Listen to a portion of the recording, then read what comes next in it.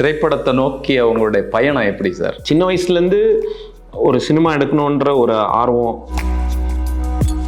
அது எப்படி ரொம்ப அழுத்தமாகுதுன்னா, எனக்கு கதை சொல்ல பிடிக்கும்.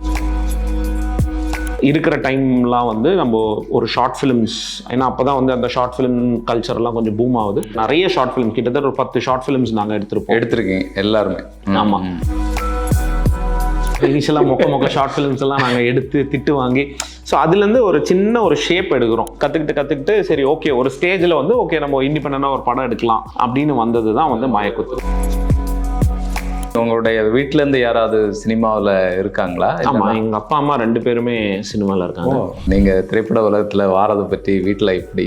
அவங்களுக்கு ஆக்சுவலி பிடிக்கல. ஏன்னா எங்கள் அப்பா அவர் ப்ரொடியூஸ் பண்ணதுனால எங்களுக்கு ஏகப்பட்ட லாஸ் வந்தது. இன்ஃபேக்ட் ஓவர் நைட்டில் நாங்கள் ரோட்டுக்கு வந்துட்டோன்னே சொல்லலாம். மாயக்குத்து இதை திரைப்படம் ஆக்கலாம் அப்படிங்கிற எண்ணம் எப்படி உருவாச்சு சார்? நம்ம இண்டிபெண்டாக ஒரு படம் எடுக்கலாம், இண்டிபெண்டன்ட் ஃபிலிமுக்கு உண்டான ஒரு ஸ்ட்ரக்சரை கொடுப்போன்னு சொல்லி உருவானது தான் மாயக்குத்து. இந்த பட்ஜெட்டுக்குள்ளால இதை பண்ண முடியும் அப்படிங்கிறத எப்படி நீங்கள் நம்புனீங்க? எங்ககிட்ட ஒரு நல்ல இன்டென்ஷன் மட்டும்தான் இருந்தது. மற்றவங்கெல்லாம் இதோட பட்ஜெட் 10,50,000 அவ்வளோதான். பட் அதுக்கு முழுக்க காரணம், ஃபுல் கிரெடிட்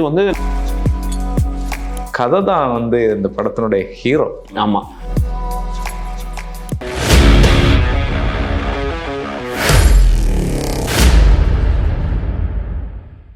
திரைக்குறள் நேயர்களுக்கு அன்பு வணக்கம்.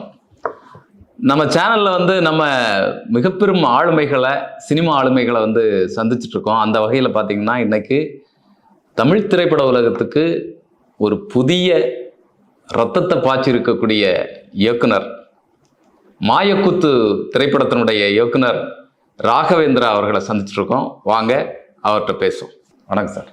வணக்கம் சார். எப்படி இருக்கீங்க? ரொம்ப நல்லா இருக்கும் சார். மாயக்குத்து உண்மையிலே இந்த சினிமா பார்த்து சிலிர்த்து போனேன் அப்படின்னு தான் சொல்லணும். அந்த சினிமாவுக்கு இந்த மாயக்கூத்து சினிமா எடுக்கிற வரைக்குமான உங்களுடைய பயணம், திரைப்படத்தை நோக்கி உங்களுடைய பயணம் எப்படி சார்?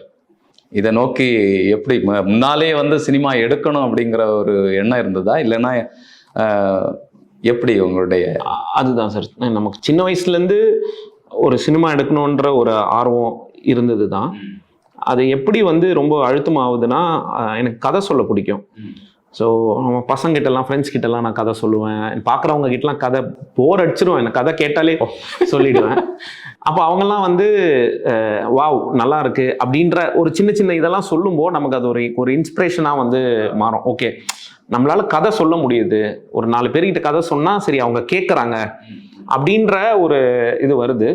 அதுக்கப்புறம் ஓகே, நமக்கு ஃபினான்ஷியல் கமிட்மெண்ட்ஸ்னால இம்மீடியட்டாக இப்போ காலேஜ் முடிச்சதுக்கப்புறம் ஒருத்தர்கிட்ட போய் ஒரு அசிஸ்டண்டாக சேர்ந்து இந்த ஆர்ட்டை கற்றுக்க முடியாட்டியும் நாங்கள் என்ன பண்ணோம்னா, இப்போ நான் ஒரு வேலையில் சேர்ந்து இருக்கிற டைம்லாம் நம்ம ஒரு ஷார்ட் ஃபிலிம்ஸ், ஏன்னா அப்போ தான் அந்த ஷார்ட் ஃபிலிம் கல்ச்சர்லாம் கொஞ்சம் பூம் ஆகுது.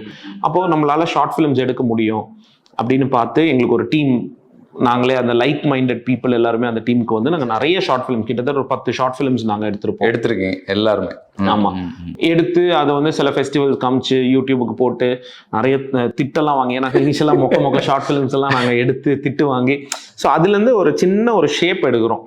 ஏன்னா ஃபர்ஸ்ட் நம்ம மனசுல இந்த கதை நினைச்சிருப்போம், வாவ் செம்மையா இருக்குன்னு நினைப்போம். அது ஆனால் ஃபைனலா அதை எடுத்து முடிச்சு அது நம்ம விஷுவலா பார்க்கும்போது ஒரு டிஸ்கனெக்ட் இருக்கும். ஸோ அந்த மாதிரி அதெல்லாம் கத்துக்கிட்டு சரி ஓகே, ஒரு ஸ்டேஜ்ல ஓகே நம்ம இண்டிபெண்டண்டா ஒரு படம் எடுக்கலாம் அப்படின்னு வந்தது தான். பொதுவாகவே எடுக்கிறவங்க பிரமாதமா இருக்கு அப்படின்னு சொல்லி எடுத்துருவாங்க.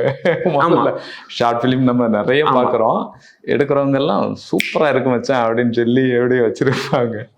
பரவாயில்ல, அதுல இருந்து மெருகேறி இந்த அளவுல வந்திருக்கீங்க.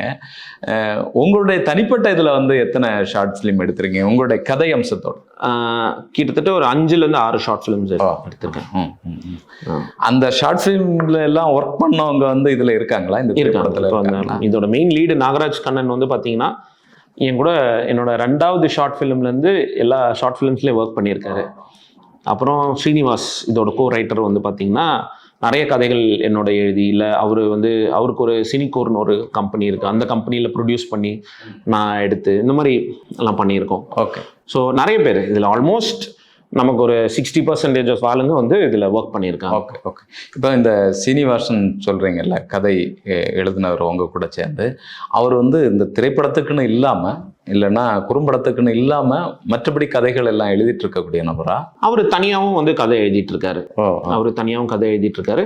நிறைய பேருக்கு வந்து கன்சல்டிங் அப்புறம் கோரைட்லாம் வந்து அவர் பண்ணியிருக்காரு. உங்களுடைய சினிமா பின்னணி, உங்களுடைய வீட்டுல இருந்து யாராவது சினிமாவில் இருக்காங்களா? ஆமா, எங்க அப்பா அம்மா 2 பேருமே சினிமாவில் இருக்காங்க. எங்க அப்பா வந்து அவர் ஒரு மலையாளத்துல வந்து ஒரு 20 படம் கிட்ட பண்ணியிருக்காரு. அது 21st ஃபிலிம் வந்து அவர் ப்ரொடியூஸ் பண்ணாரு. எங்க அம்மா வந்து சிங்கர் தான். அவங்க மலையாளத்துல ஒரு 2000-3000 பாட்டு பாடியிருக்காங்க. ஸோ அவங்க 2 பேருமே சினிஃபீல். ஆனால் மலையாளத்தில் சினிஃபீல்டில் இருந்தாங்க. இல்லை மலையாளம், ஆனால் தமிழ் இவ்வளோ அழகாக பேசுகிறீங்களே. நான் பிறந்து வளர்ந்து எல்லாமே சென்னையில்.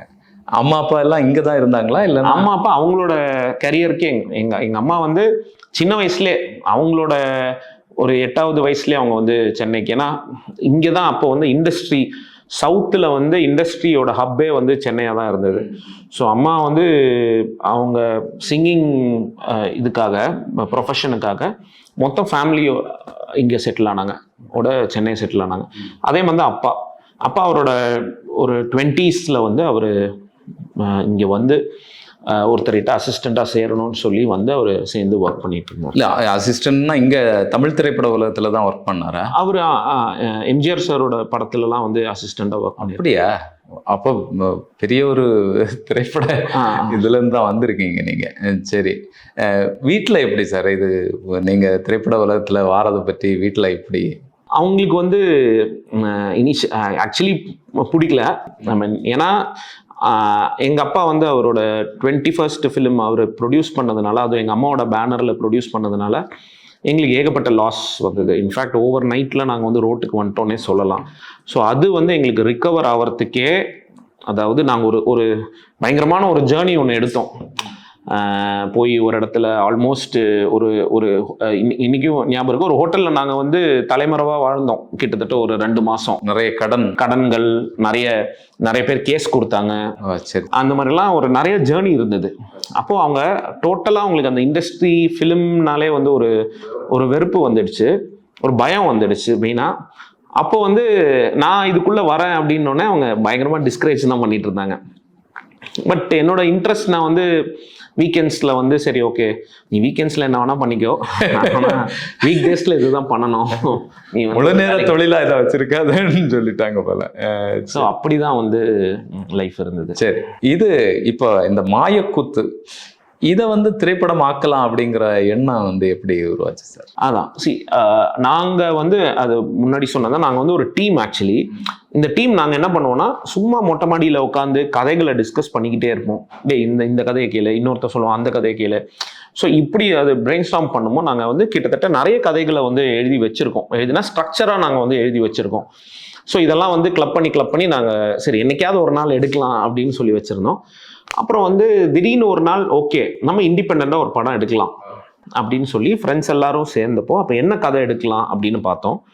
ஸோ நம்ம எடுத்த உடனே நம்ம வந்து ஒரு கமர்ஷியலாவோ இல்லை, ஏன்னா நமக்கு ஒரு ஃபேஸ் வேல்யூ இல்லாமல் இதெல்லாம் பண்ணாமல் நம்ம ஒரு நல்ல கதையை தேர்ந்தெடுத்து அதுக்கு நல்ல ஒரு ஸ்கிரிப்ட் எழுதி அதை ஸ்ட்ராங் பண்ணி இண்டிபெண்டன்ட் ஃபிலிமுக்கு உண்டான ஒரு ஸ்ட்ரக்சரை கொடுப்போம்னு சொல்லி உருவானது தான் வந்து மாயக்கூத்து. இன்ஃபேக்ட் 2014 நாங்கள் வந்து இது ஷார்ட் ஃபிலிமாக ஒரு ஐடியாவை வச்சுருந்தோம்.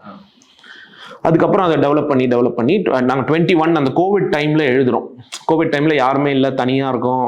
அப்போ வந்து அந்த ஒரு ஜோனில் நம்ம எழுதுறது தான் வந்து இந்த மாயக்கூத்து எழுதி ஷேப். அந்த காலம் தெரியுது சினிமாலேயே, இந்த 2000 ரூபா நோட்டு அதான் வச்சிருக்கிறது வந்து தெரியுது. இது எப்படி நீங்கள் எப்படி ஆடியன்ஸு கனெக்ட் ஆகும் அப்படிங்கிறத எப்படி சார் நம்புனீங்க? ஆக்சுவலி நாங்கள் எழுதும்போது நாங்கள் எழுதிட்டோம். அப்புறம் ஸ்கிரிப்டாக பார்த்து அதை டிஸ்கஸ் எல்லாம் பண்ணப்போ எங்களுக்கு கொஞ்சம் ஒரு டவுட் இருந்தது, இது வந்து ஆடியன்ஸ் எப்படி இது, ஏன்னா இதோட எண்டிங் மெயினாக இதோட கிளைமேக்ஸ்லாம் வந்து பார்த்தீங்கன்னா ஒரு யூஸ்வல் கமர்ஷியல் பேட்டர்னில் இல்லாமல் அது ஒரு மாறுபட்டு இருக்கும். ஸோ யோசிச்சோம் இது என்ன ஆகும் அப்படின்னு சொல்லிட்டு சரி ஓகே நாங்கள் இதோட மெயினாக இதோட இன்வெஸ்டர்ஸ், இதுக்கு ஃபண்ட்ஸ் போட்ட இதோட ப்ரொடியூசர்ஸ் வந்து பார்த்தீங்கன்னா அவங்க வந்து இந்த பாரு நமக்கு போட்ட காசு வருது வரல அதெல்லாம் ரெண்டாவது. ஓ ஓ ஓ ஓ. நம்ம படம் எடுக்கிறோம், இந்த ஒரு ப்ராசஸை வந்து நம்ம கத்துக்கிறோம், இதுதான் நம்மளோட குறிக்கோள். பணம்லாம் ரெண்டாவது. அதனால நீ என்ன வேணா நீ பண்ணு அப்படின்னு சொல்லி தான் அந்த மொத்த டீமும் வந்து நாங்கள் உள்ள இருக்கோம். ஸோ அந்த ஃப்ரீடம்னால எங்களுக்கு இந்த டவுட் இருந்தாலும் சரி வா நம்ம இறங்கி செய்வோம் அப்படின்னு செஞ்சுட்டு இன்னைக்கு. ஆனால் நமக்கு ஒரு 1 வீக் முடிஞ்சிச்சு தியேட்டரில். ரொம்ப சந்தோஷமா இருக்கும். ஏன்னா நாங்கள் நினைச்சதை விட, நாங்கள் அப்படியே ஆடியன்ஸ் பயங்கரமாக வந்துட்டாங்கன்னு சொல்ல வரல, ஆனால் நினைச்சதை விட ஒரு நல்ல ஒரு இது வந்திருக்கு, ரெஸ்பான்ஸ் வந்திருக்குன்றது தான் சந்தோஷமான விஷயம். இல்லை சார், இப்போ முந்தானத்து மழை, அந்த மழையில் தான் பார்த்தோம். புக் பண்ணும்போது நிறைய இருந்தாங்க, ஆனால் படம் பார்க்கும்போது மழை ஆனதுனால நிறைய கேன்சல் பண்ணிட்டாங்க. கை தட்டினாங்க தேட்டரில் வந்து. அப்படியே ஏன்னா நம்ம இதை விரும்பக்கூடிய நபர் தானே, இப்படிப்பட்ட திரைப்படங்களை விரும்பக்கூடியதான். அப்படியே மீச்சில் போனோம். அப்படிப்பட்ட காட்சிகள் இதில். இந்த திரைப்படத்தில் எனக்கு கேட்க வேண்டியது, இந்த கரணம் தப்பினால் மரணம்னு சொல்லுவாங்கல்ல, சின்ன ஒரு இது மிஸ் ஆனாலும் ஆடியன்ஸுக்கு வந்து புரியாமல் போகும். ஆனால் அதெல்லாம் சும்மா தூக்கி எறிஞ்சிட்டு வந்து இந்த திரைப்படம் வந்து உருவாக்கியிருக்குங்க. இதனுடைய நடிகர்களை வந்து நீங்கள் எப்படி இது பண்ணீங்க? இதில் வந்து நான் நடிகரை 3 கேட்டகரியாக பிரிக்கிறேன். ஒன்று இதோட லீடு வந்து நம்மளோட ஃப்ரெண்ட், நம்ம கூடயே இருந்து நம்மளோட தாட் ப்ராசஸ்லேருந்து எல்லாமே, ஸ்கிரிப்டிங்லேருந்து எல்லாமே கூட இருந்த ஒரு பர்சன். ஸோ அவரை நான் வச்சிடறேன். ஏன்னா அவர் தூக்கத்தில் எழுப்பி கேட்டாலும் அவர் அந்த டைலாக் சொல்லுவார், இந்த சீனு இந்த ஃபீலு இதெல்லாம் சொல்லுவார். ரெண்டாவது வந்து பார்த்தீங்கன்னா இதோட senior artist Delhi Ganesh sir ஆகட்டும், மூராயா ஆகட்டும், சாய்தீனா சார் ஆகட்டும், இவங்க எல்லாருமே வந்து பார்த்தீங்கன்னா இவங்க நம்ம சொல்லவே தேவையில்ல, அவங்களோட ப்ரெசன்ஸே ஒரு மேஜிக் கிரியேட் பண்ணி இது கொண்டு. ஆனால் நம்ம டிசைட் பண்ணோம், சரி இதுக்கு இவங்க தான், இவர் இந்த பொசிஷன், இந்த இது மூராயா சொன்னாதான் கரெக்டா இருக்கும், இந்த கேங்ஸ்டரா சாய்தீனா சார் இருந்தாதான் கரெக்டா இருக்கும். அந்த மாதிரி நம்ம அதை டிசைட் பண்ணி நம்ம. அடுத்தது வந்து இதுக்கு அடுத்த கட்ட ஆர்டிஸ்ட் வந்து இப்போ ஐஸ்வர்யா, காயத்ரி, ரேகா, தினேஷ் ஆகட்டும், கார்த்திகா, இவங்க எல்லாருமே இருந்தாங்க. ஸோ இவங்க எல்லாருமே வந்து தான் நாங்கள் ரொம்ப டைம் எடுத்து ஆடிஷன் பண்ணி, ஏன்னா அந்த கேரக்டர் ஸ்கெட்சை நாங்கள் பர்ஃபெக்டாக நாங்கள் வந்து ஷேப் பண்ணிக்கிட்டே இருந்தோம். நாங்கள் உட்காந்து ஷேப் பண்ணிக்கிட்டே இருக்கோம் இந்த கேரக்டர் ஸ்கெட்சுக்கு. அப்போ அதுக்கு ஒரு ஃபேஸ் எங்களுக்கு தேவைப்பட்டது. அதுக்கப்புறம் வந்து பார்த்தீங்கன்னா செல்வி, ஐஸ்வர்யா வந்து செல்விக்கு வந்து அந்த ஃபேஸ் கொடுக்கும்போது அவங்களோட அந்த பாடி லாங்குவேஜ்லேருந்து கேரக்டர்லேருந்து எல்லாமே பர்ஃபெக்டாக வந்து பண்ணிட்டு போனாங்க. இன்ஃபேக்ட் ஐஸ்வர்யாவுக்கு வந்து அதோட அவங்களோட ஃபர்ஸ்ட் ஃபிலிம் அது. ஸோ அந்த மாதிரி தான் காயத்ரி, கார்த்திக் எல்லாருமே அந்த சைடில் பார்ப்போம். ஸோ அந்த தேர்ட் இது வந்து ஒரு ப்ராப்பர் ஹோம் ஒர்க், நிறைய ஆடிஷன்ஸ் பண்ணி அவங்களான்னு டிசைட் பண்ணி நம்ம ஃபிக்ஸ் பண்ணது. நான் எல்லாரோட இது வந்து ரொம்ப பர்ஃபெக்டாக தெரியுது. எதுவுமே வந்து இவங்க நடிக்கிறாங்க அப்படின்னு இல்லாமல் ரொம்ப இயல்பாக இருக்கு. சினிமா ஆரம்பிக்குது, வெவ்வேறு குடும்பத்தினுடைய காட்சிகள் அப்படி போகுது. என்னடா இது இப்படி போயிட்டு இருக்குன்னு சொல்லிட்டு அந்த எழுத்தாளர்கிட்ட பேசும்போது தான் நமக்கு தெரியும், ஓ இவருடைய கதையில் உள்ள கேரக்டர்கள் தான் இது அப்படிங்கிறது வந்து நமக்கு தெரியுது. எனக்கு உங்களுடைய அந்த இயக்குனருடைய கையெழுத்துன்னு சொல்லுவோம்ல சில இடங்கள், அது எனக்கு குறிப்பாக வந்து சில இடங்கள் வந்து எனக்கு சொல்ல தோணுது. ஒன்று வந்து இந்த இவர் தீனா வந்து கோழி பிடிக்க போகிறது இருக்குல்ல, அது வந்து பக்கா. ஏன்னா இவ்வளோ பெரிய வீரன், இவ்வளோ பெரிய கொலைகள் பண்ணக்கூடியவர், அப்புறம் வந்து கொல்ல போகும்போது வந்து அந்த கோழியினுடைய சத்தம் வரக்கூடியது இருக்குல்ல, எல்லா மனசுக்குள்ளாலேயும் இப்படி ஒரு விஷயம் இருக்கு அப்படிங்கிறத வந்து சொல்ற மாதிரியானது. அந்த காட்சிப்படுத்தின விதம் எல்லாம் ரொம்ப அருமை. அவர்கிட்ட அந்த கதையை பேசுவார்ல, இவ்வளோ கொலை பண்ணிட்டேன், எனக்கு 50வது கொலை பண்ண முடியல அப்படின்னு சொல்லிட்டு அந்த ஜோசியர் மாதிரி ஒருத்தர்கிட்ட வந்து பேசியிருப்பார். அந்த சீன்லேயே உள்ளே போயாச்சு, ஆடியன்ஸ் வந்து உள்ளே போயாச்சு. அது மாதிரி இந்த ஆட்டோக்காரர் கூட்டிட்டு போவார். அதுக்கு முன்னால் பார்த்தீங்கன்னு சொன்னால் இவர் சிகரெட்டு இழுக்கிறதுக்கு அந்த ஒரு டென்ஷன்லேயே நின்றுட்டு இருப்பார். பையன் வந்து டீ கொடுப்பான், டீ கப்பு உடஞ்சிரும், அப்படியே ஒரு டென்ஷன் யாரும் ஆட்டோக்கார்ட்ட போவார். இந்த இறக்கி விடக்கூடிய இடம் ஒரு செம்மையான இடம். ஏன்னா இந்த தமிழ் சினிமாலையும் சரி எல்லா சினிமாலையும் சரி பிரம்மாண்டம்னு பேசிட்டு இருப்பாங்களே சார், அது ஒரு பிரம்மாண்டமான காட்சி. அப்படியே வந்து என்ன சொல்றது, அந்த இதுக்குள்ளால போகுது, செல்வியினுடைய வாழ்க்கை என்னாச்சு அப்படிங்கிறதுக்குள்ளால போறது வந்து மறக்கவே முடியாத வந்து இது. என்னன்னா இப்படிப்பட்ட ஒரு இது வந்து இது வரைக்கும் பார்க்கல. நான் வந்து இந்த மாதிரியான ஒரு சினிமா இது வரைக்கும் நான் பார்க்கல வாழ்க்கையில். அப்படி ஒரு பேர் அனுபவத்தை வந்து இந்த சினிமா வந்து தந்திருக்கு. இன்னொன்று வந்து எனக்கு முக்கியமாக கேட்க வேண்டியது, இந்த இசையமைப்பாளரை வந்து நீங்கள் எங்கேருந்து பிடிச்சிங்க? ஆக்சுவலி நாங்கள் வந்து கிரீஷ் சார் கிட்ட போயிருந்தோம். கிரீஷ் கோபாலகிருஷ்ணன் சார்னு சொல்லிட்டு அவர் இந்த மூக்குத்தி அம்மன் இந்த மாதிரி நிறைய படங்களுக்கு மியூசிக் போட்டிருக்காரு. ஸோ அவர்கிட்ட இந்த படம் போய் ஃபஸ்ட்டு அவர் தான் இந்த படத்தை பார்த்துட்டு எங்களுக்கு ஒரு பயங்கரமான கான்ஃபிடென்ஸ் கொடுக்குறாரு. அப்போது நாங்கள் வந்து நாங்கள் ஓகே ஓரளவுக்கு டீசெண்டாக ஒரு படம் எடுத்து வச்சுருக்கோம் அப்படின்னு தான் நாங்கள், ஏன்னா ரா கட் இருக்குது. ஸோ அவர் பார்த்துட்டு அவர் வந்து எடுத்து முடிச்சுட்டு ரொம்ப ரா கட் பார்த்தாரு. அவரு தான் வந்து அஞ்சனாக்கு வந்து ரெஃபர் பண்ணாங்க. ஏன்னா அவரும் அஞ்சனாவும் சேர்ந்து தேவர் ஒர்க்கிங் டுகெதர், ஏதோ ஒரு ப்ராஜெக்டில் ஒர்க் பண்ணிட்டு இருந்தாங்க. இப்போ அவர் தான் வந்து அஞ்சனாவை ரெஃபர் பண்ணி அப்படி தான் நாங்கள் வந்து அஞ்சனா கிட்ட போனோம். சூப்பராக இருக்கு சார். இசை வந்து புதுசாக இருக்கு. அது மட்டும் இல்லை, பாடல்கள் வந்து ரொம்ப நல்லா இருக்கு. அந்த நீங்கள் என்ன நம்ம நினைக்கிறோமோ அந்த கதாபாத்திரங்களில் வந்து அதனுடைய மனநிலைகளை வந்து பேசுகிற மாதிரியான பாடல்களாக இருக்குது. அது மாதிரி எல்லா இதுவுமே நீங்கள் வந்து இவ்வளோ குறைவான பட்ஜெட்னு சொல்கிறீங்க, இது நம்பவே முடியாத அளவில் வந்து இதனுடைய ஒர்க் இருக்குது. ஏன்னா விசுவல் நமக்கு என்ன கிடைக்குது அப்படிங்கிறது தானே. இப்போ சின்ன பட்ஜெட்டுனாலே திரையுலகத்தில் என்ன ஆயிடுச்சுன்னா ஒரு 3 கோடி 5 கோடி அப்படிங்கிறது தான் இன்னைக்கு சின்ன பட்ஜெட்டாக இருக்குது. இந்த பட்ஜெட்டுக்குள்ளால இதை பண்ண முடியும் அப்படிங்கிறத எப்படி நீங்கள் நம்புனீங்க? இல்லைன்னா எல்லாத்தையும் குறைச்சிக்கிட்டு இதுக்கு உள்ளால ரொம்ப நெருக்கடியோட இந்த திரைப்படத்தை எடுத்தீங்களா? நான் இன்ஃபேக்ட் இன்னைக்கு நாங்கள் திரும்பி பார்க்கும்போது நாங்கள் அப்படி எடுக்கல, ஒரு ரொம்ப சந்தோஷமாக எடுத்த ஒரு ப்ராஜெக்டாக தான் பார்க்குறேன். எனக்கு என்னன்னா, இது ஒரு ஃபிலாசபிக்கலாக நான் இதை சொல்லணும்னா, எங்ககிட்ட ஒரு நல்ல இன்டென்ஷன் மட்டும்தான் இருந்தது. ஓகே, மற்றவங்கெல்லாம் தன்னால் அந்த இன்டென்ஷனுக்குள்ளே தன்னால் வந்து சேர்ந்தவங்க தான்.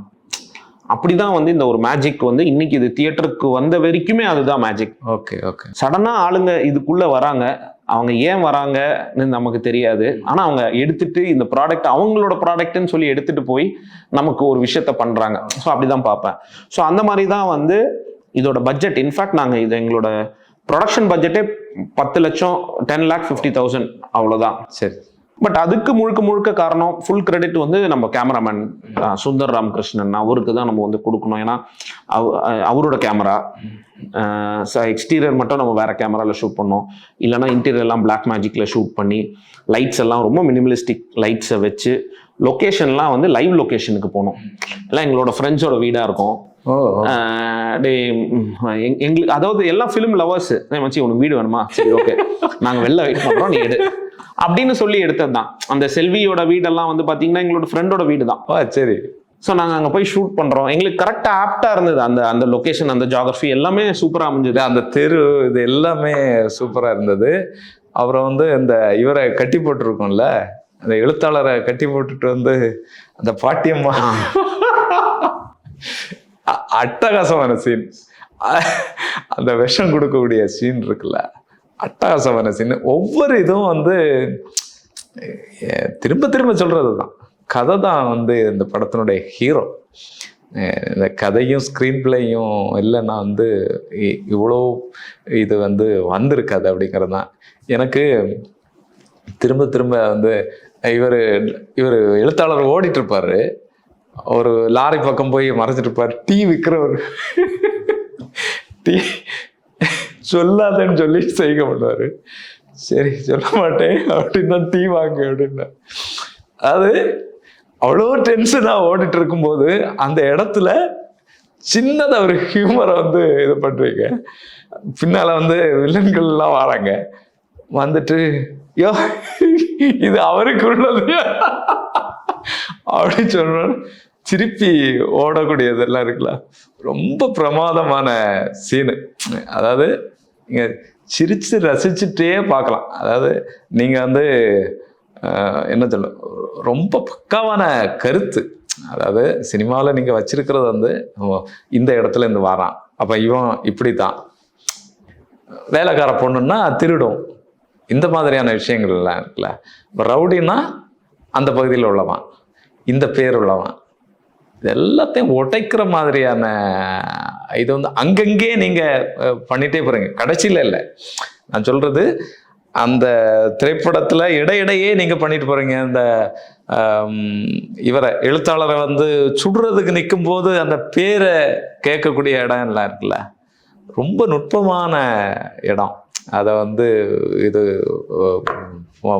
மறக்கவே முடியாது. அந்த மாதிரியான சீன்களாக எல்லாம் இதை வந்து சினிமாவை ரொம்ப ரசிக்கக்கூடியவங்க இன்னும் ஆழமா இது பண்ணுவாங்க.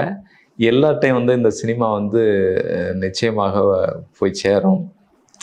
எனக்கு இந்த இவருக்கு முன்னிலையில அந்த கதாபாத்திரங்கள் தோன்றது இருக்குல்ல, வீட்டுக்கு வர்றது, இதெல்லாம் வந்து இவங்க ஆடியன்ஸை வந்து கனெக்ட் பண்ண முடியுங்கிறத எப்படி நீங்க நம்புறீங்க? எங்களுக்கு அந்த சீன் தான் வந்து இருக்கிறதுல ரொம்ப சேலஞ்சிங்கான ஒரு சீனாக நாங்கள் பார்த்தோம். ஏன்னா அதுதான் வந்து படத்தை அப்படியே 360 டேர்ன் பண்ண போகுது. இப்படி போயிட்டு இருந்த கதையை வந்து அப்படியே டேர்ன் பண்ணி திருப்பி வேற மாதிரி கொண்டு போகிறோம். அதை வந்து எழுதி ரீரைட் பண்ணி, இன்ஃபேக்ட் அதை வந்து ஸ்டேஜ் பண்ணி நிறைய அதை யோசித்தோம். இன்ஃபேக்ட் நாங்கள் ஓரளவுக்கு கன்வின்ஸ் பண்ணிட்டோன்னு தான் நாங்கள் இன்னும் நம்புகிறோம். ஃபுல்லாலாம் கன்வின்ஸ் பண்ணலை, இதை விட கொஞ்சம் பெட்டராக நம்ம கொடுத்துருக்கணுன்ற ஒரு நம்பிக்கையில் தான் இருக்கும். பட் இருந்தாலும் ஆடியன்ஸ்க்கு எல்லாம் புரிஞ்சிடுச்சு. எங்களுக்கு பயமே ஐயோ புரியாமல் போயிடுமா அப்படின்றது தான். ஆனால் புரிஞ்சிடுச்சு. அவங்களும் வந்து கன்வின்ஸ்ட் ஆகிட்டு அந்த ஃப்ளோவில் போயிட்டாங்க, அந்த கேரக்டர் ஃப்ளோக்குள்ளே போயிட்டாங்க. ஸோ அது வந்து லைக் எங்களுக்கு அந்த சீன் தான் வந்து ரொம்ப டென்ஷனான சீன். இது எப்படி மாறப்போகுது அப்படின்றது. என்னன்னா இப்போ வந்து நான் ஏற்கனவே சொல்லியிருக்கேன் உங்கள்கிட்ட, நீங்கள் வந்து இப்போ படம் பார்க்குறவன் இவர் ஒரு எழுத்தாளர், இவருடைய கதாபாத்திரங்கள் அவன் ஒரு ஒரு கற்பனை தானே அப்படின்னு நினச்சிட்டான்னா முடிஞ்சுது, அங்கேயே சினிமா முடிஞ்சுது. அதுக்கப்புறம் வந்து நம்ம என்ன சொன்னாலும் வந்து, ஆனால் அதெல்லாம் உடைச்சிட்டு வந்து ரொம்ப ஒவ்வொரு காட்சியிலையுமே இது நிஜம் அப்படின்னு சொல்லி நம்ப வைக்கக்கூடிய இது இருக்குல்ல, அதில் வந்து செமையான ஒர்க், எல்லாமே செமையான ஒர்க்கு. நான் நேரமே சொன்ன மாதிரி அந்த அந்த அட்டெண்டர், இது டாக்டருக்கு படிக்கக்கூடிய அந்த பொண்ணு, நீட்டு தேர்வு, இந்த விஷயங்கள் எல்லாம் வச்சுருக்கீங்க. அவர் காலில் ஊசி குத்துறது, அதாவது என்னென்னா அப்படியே போயிட்டுருக்கோம், ஒரு சாதாரண இது மாதிரி போயிட்டுருக்கோம். ஒரு சின்ன சம்பவம் வந்து இன்னும் அந்த படத்தினுடைய கனத்தை வந்து இன்னும் கூட்டும் அப்படிங்கிறது தான் ஒவ்வொரு சீன்லேயும் வந்து நம்ம பார்க்கக்கூடிய விஷயமாக இருந்தது.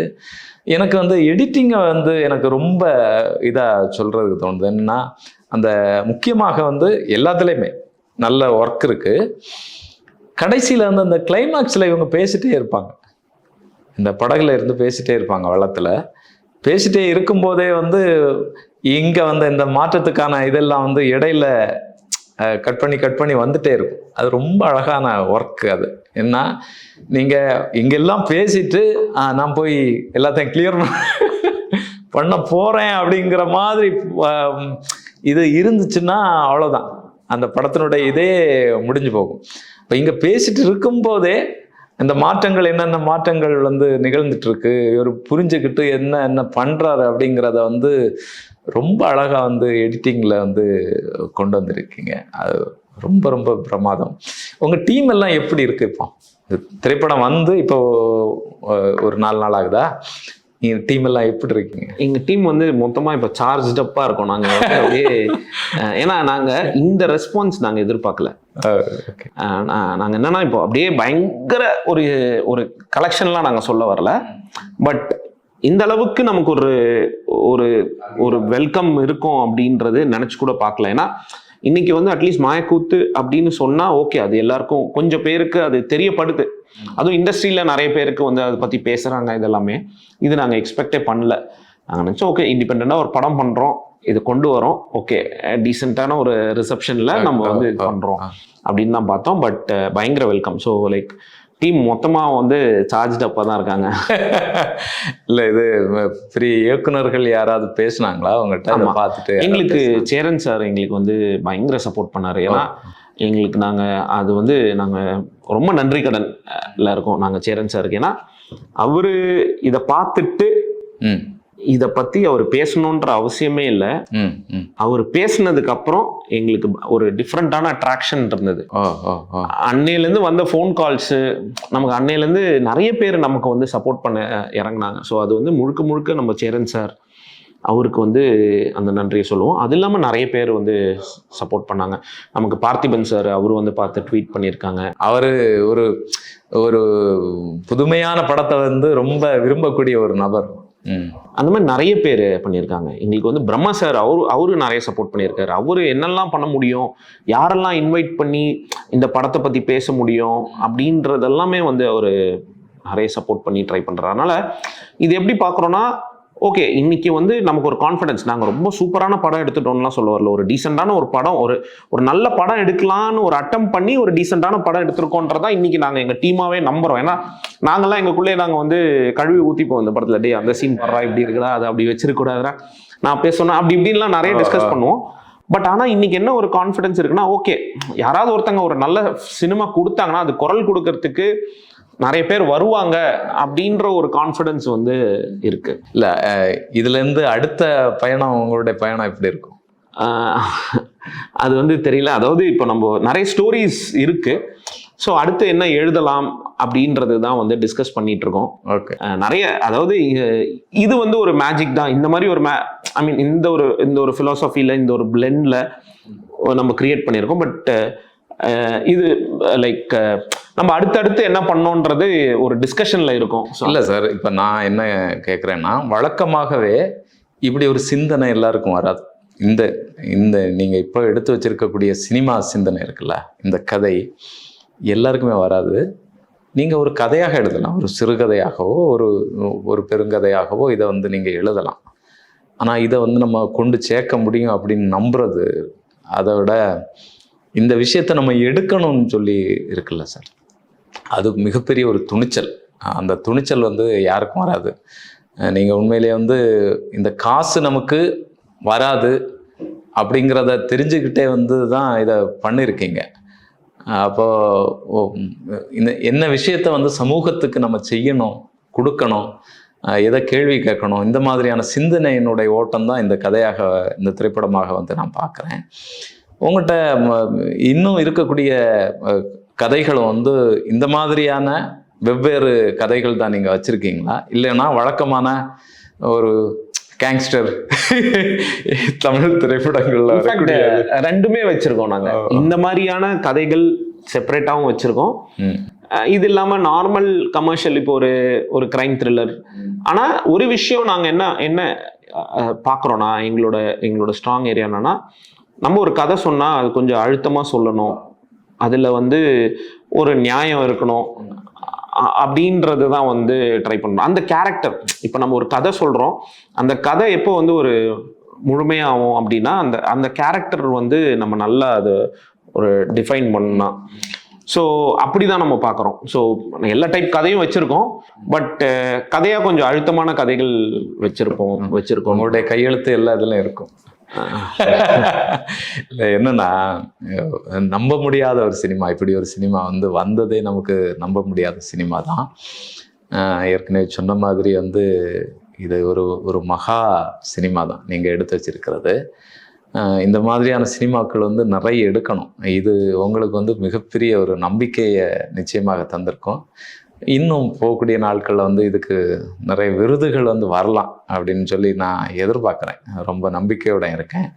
உங்களுடைய பயணம், உங்களுடைய நண்பர்களோட இணைஞ்சு வந்து இன்னுமே நல்ல திரைப்படங்களை வந்து தமிழுக்கு தரணும், தமிழ் திரைப்பட உலகுக்கு தரணும். அதன் மூலமாக நீங்களும் ஒரு உச்சம் தொடணும் அப்படிங்கிறது எங்களுடைய திரைக்குறள் சேனல் வழியாக உங்களுக்கு நாங்கள் வாழ்த்து தெரிவிச்சுக்கிறோம். தேங்க்யூ. உங்களுடைய பேட்டிக்கு வந்து ரொம்ப ரொம்ப நன்றி. ரொம்ப நன்றி. தேங்க்யூ.